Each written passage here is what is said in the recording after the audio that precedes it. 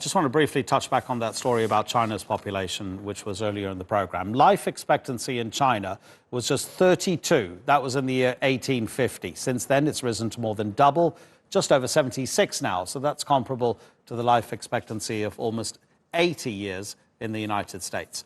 But it's been some time now. Thoughts have been turning to how far life can be extended, how the aging process can be slowed down. Within the next few decades, it's believed humans could live to be 200 years old.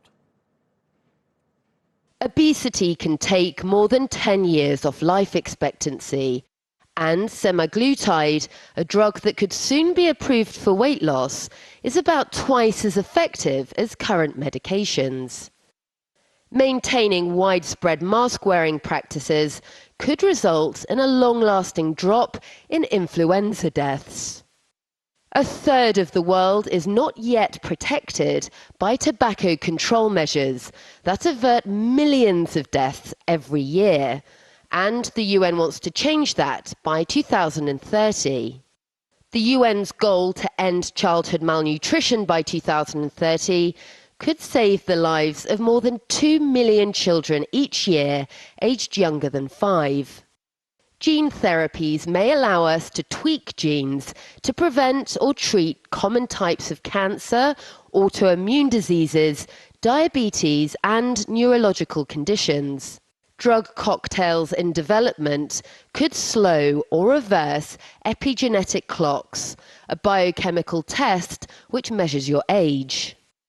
Worldwide implementation of self-driving cars could reduce deaths from car accidents by an estimated 585,000 lives over a 10-year period.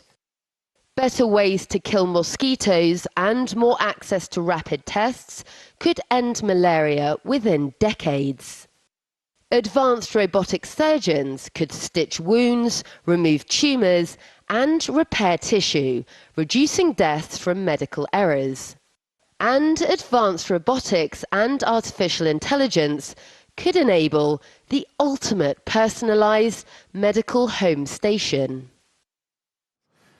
Let's speak to the senior clinical lecturer at the University of Exeter's Medical School, Dr. Bharat Pankania. Doctor, it's so great to talk to you about something that isn't coronavirus and COVID-19. Okay, so there are two different kind of issues, I suppose, here, because as that report was saying, you know, stopping people from smoking, preventing car accidents, fighting obesity, that's really quite different to, say, the ethical issue that comes with choosing to have a child that has no chance of developing cancer, for example. So just talk us through about those two different ways that we can extend life. Well, there are the medical interventions which will definitely benefit mankind.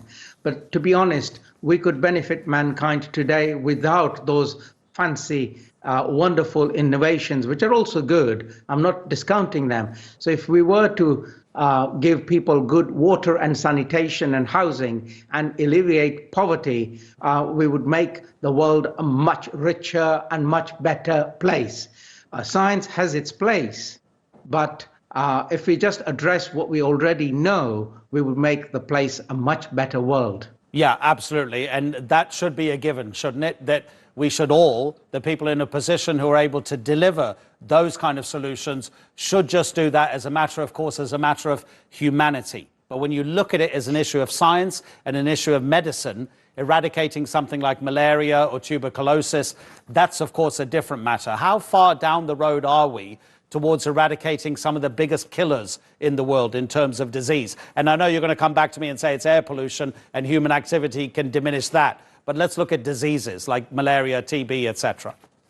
So the really good news is that we are fighting a really good battle with polio, and we've nearly eliminated it. So polio is now only in the northwest frontier, Pakistan-Afghanistan border. Having said that, unfortunately, we've got the emergence of others, Ebola, Zika, MERS. These are all viral infections or bacterial infections as a result of man's activities in the environment.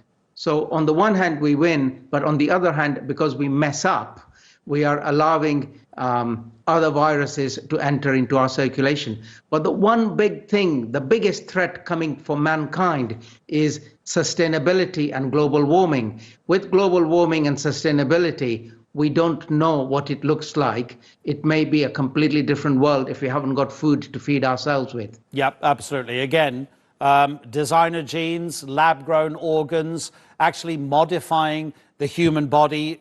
You know, I mean, taking a medicine to diminish the rate of cellular decline. I mean, is all of that legitimate as far as you're concerned from a medical point of view? You don't have any problems with it? Oh, I have a lot of concerns because where does it stop? And I remember in my early years, I used to give a lecture titled Doctors Playing God. And this is very relevant today about, am I playing the God, so to speak? And there are a lot of consequences with, for example, CRISPR technology, where we switch on and switch off desirable genes. These are big issues, and I feel it shouldn't only be relegated to scientists and doctors and others to make decisions on. It should be a societal decision and a decision made with care, caution, and considerations about, what does this mean? Dr. Bharat Pankhania, thank you so much indeed. Always a real pleasure to have you on the program.